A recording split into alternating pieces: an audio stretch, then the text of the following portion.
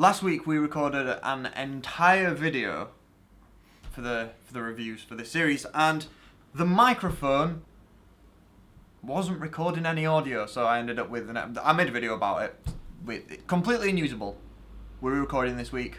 Welcome to the reviews.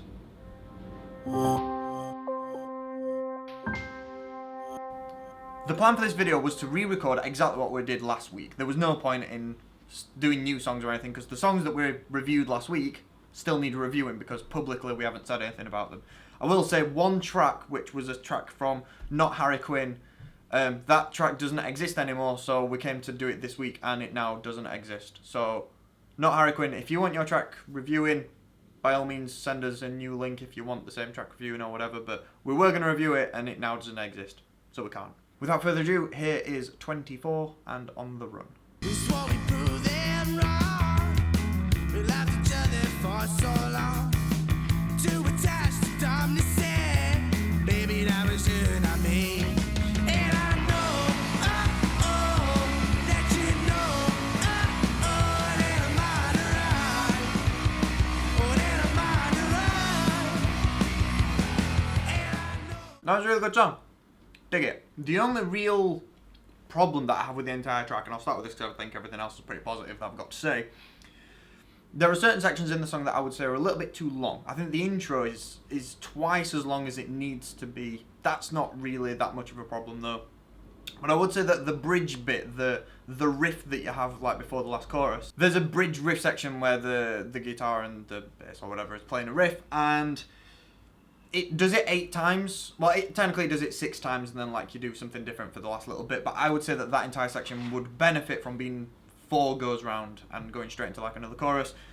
It's not necessarily that it drags, it's just that I feel like the entire thing would improve from it. That section being a little bit shorter doesn't really matter. So really everything about this track is pretty cool. Dig it. The bass sound is absolutely fucking mint. Keep that for everything that you ever do. The last thing I want to say about this track has nothing to do with the music, but the logo that you use, the 24 where it's 2 lines and then 4 lines, is really fucking cool, because that is a unique looking thing. It's rememberable, and it kind of shows your brand because it's obviously the 24. That's mint. Keep that. The profile picture that you're using on SoundCloud doesn't have that. You have like a word logo for 24. I would recommend going with that line logo as your logo permanently for everything, because I think it's mint. Go with it. Your bass sounds fucking awesome. I don't even know how you did it, but it might just be mild distortion or something, but it sounds really good, and I suggest also that you keep it for everything that you do ever. Yeah, your bass sounds great. I think the one thing that I would improve about that song is regulating the aggression in your vocals. Like maybe when it's the verse where it's a bit more died down, have the aggression a little bit toned back, try and sing a little bit cleaner, and then just have the aggression in the chorus to kind of beef it up a little bit. I don't know, it just, the aggression just seemed a little bit out of place for me in the verses, but all in all, it was a really, really good song. Your chorus was really good. Your bass sound, again, was fucking awesome. Your bridge riff thing should probably be half the length, in my opinion. Like, when we were listening to it, me and Lenny kind of looked at each other at that point, and it was like, yeah, that kind of should have been half length. But other than that, yeah, really good song. Keep it up. Keep the bass sound, and tell me how you got the bass sound, please. The next song is called Anxiety by a band called Hunger. Pushed down like I'm an enemy. I'm lost for words now. Feel us. Where'd you get the energy? I can barely breathe. I can barely breathe. I can barely breathe. I can barely breathe. I saw the song that was called Anxiety. I was kind of expecting... Well, I wasn't expecting warm, happy indie. I was kind of expecting, like, sad, emo, shoegaze, grunge or something like that. Like a track I'd write. Like a track that he'd write, yeah. And I was pleasantly surprised. That was a really, really well put together song. The sound was really summery. It was really nice and warm and energetic, and it just felt really nice as a song. I think parts of it kind of dragged a little bit, like the chorus. I think the chorus could have been a little bit more energetic, maybe adding something to it, maybe speeding it up, not tempo wise, but just adding some more drums or something into it to kind of lift that section up a little bit. Yeah, the song was really good, it had a really nice feel, and you have my congratulations for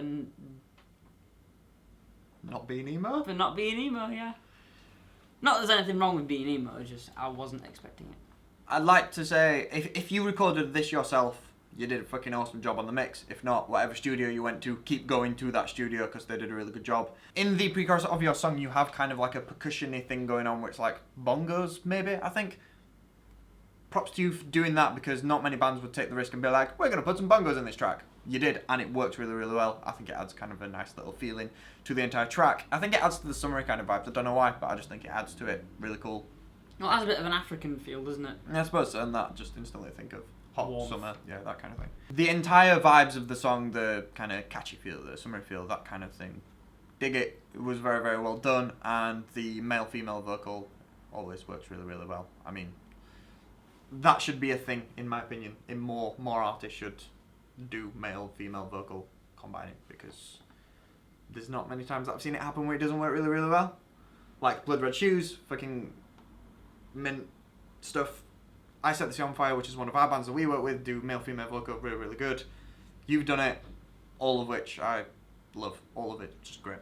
Keep up the good work. And whenever you release more tracks, please send them us, because we like to listen to more. Last is a band that we, in last week's episode, we didn't film because obviously we had the other track that we were filming last, but because of that, we have the new track, and it's going to be Knickers in a Twist with their track, California Burrito. Stop looking at me like you want me, cause I know you don't. You were my drug, I took too much and overdose. Your love like slim, leave me alone. I don't wanna be your goddamn Romeo, because I needed you and you let me down. You left me scrambling all around the ground. No words to explain how much I hurt.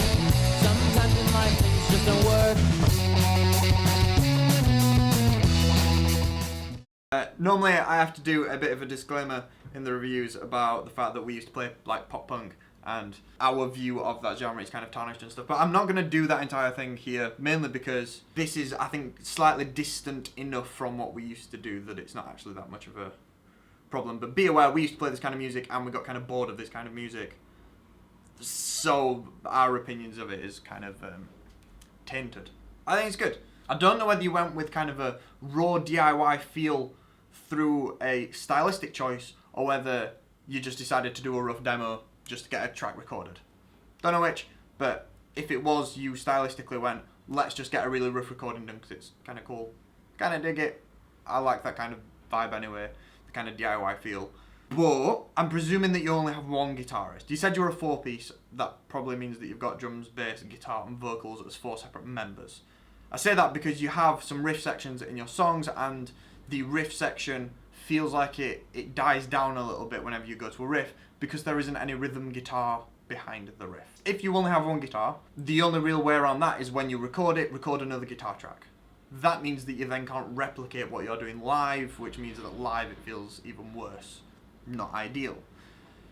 So, you can either keep as you are doing with keeping it, whenever you go to a riff, it feels less big because it is less big, or you can add the thing, or you can, in future when you're writing riffs, try and make the riffs sound bigger. I don't want to give you specifics on how to maybe go about doing that, because there's many different ways that you could go about doing something like that. It took me quite a while to do it, but with the band that I'm in being a 3-piece, we had to kind of do the same thing of being like, okay, we want riffs because riffs are fucking cool, don't want to just play chords all the time, but how do we make it so the riffs sound as heavy as when I'm playing chords? We messed around with a few little things, and we ended up coming up with quite a few riffs that do sound pretty big while only having one guitar. It's just worth thinking about. If it's not a problem for you, don't worry about it. All my other things that I want to say here are all just about the mix. I'm going to guess that you recorded it yourself. If not, fine. But I think the vocals, when there's just one vocal track going on, it needs to be a little bit louder. When you go to double track or triple track or whatever you've got going on, there's points where you have multiple vocal tracks going on at the same time, that needs to be brought down a little bit. I'm presuming that you recorded a track at a volume, and then for the double track you recorded another track at the same volume, which means that one on its own isn't loud enough, two together is too loud. I would get that changed, just because of consistency. It's quite hard to hear the vocals at some point, and then when the double track comes in, it's like, whoa, that needs to be turned down. The kick and snare could do with being a little bit louder, and the snare could probably be a little bit punchy if you EQ'd it so that like maybe around 1000 hertz, 2000 hertz, it was a little bit louder. That's where like the snap is on the snare. That would maybe help a little bit, but I guess I'm being a bit picky at this point. Good track. Keep up the good work. I personally really like the energy that you had in that song. I think the whole garage punk raw feeling that you were going for was really well presented. I thought it was, it was very fiery, and I like that kind of shit. Obviously, as Lenny said, the track wasn't mixed perfectly. The vocals were a little bit... I don't know whether being out of tune is necessarily a bad thing with this kind of music, because it kind of comes with the territory, but I would recommend either, like Lenny said, turning them down, or kind of coordinating your double tracking vocals a little bit better by maybe, I don't know, doing harmonies or anything that could really clean up the vocals. I think would be a good choice to make. I thought the riff section was actually really cool. I didn't really get the feeling that it died down. I kind of thought that, I liked the riff section that you were playing. I thought it was a good riff. I thought at times the bass was a little bit out of time from what everything else was playing. But other than that, pretty good. Could be mixed better, but good song overall. Bravo. I think that kind of genre, the kind of garage punk stuff, because when we were listening to pop punk, when we discovered it, like the early stuff that like Blink-182 were doing and stuff, where it was like that kind of garagey kind of, we've just written a few songs, we're just going to roughly record it, and it's going to be a raw and a bit thing. It adds a nice charm to it that you're kind of holding with this track, because there's something nice about listening to something and knowing that it hasn't been heavily processed and gone through an engineer, a producer, a record label, all that kind of stuff, and you're just hearing people in a room playing music. There's a nice kind of charm about that, and like the imperfections and stuff that kind of come along with that sometimes actually add something nice, as opposed to being like, oh, it's not perfect. Sometimes imperfections are really cool, and the kind of recording that you've got going isn't necessarily a bad thing.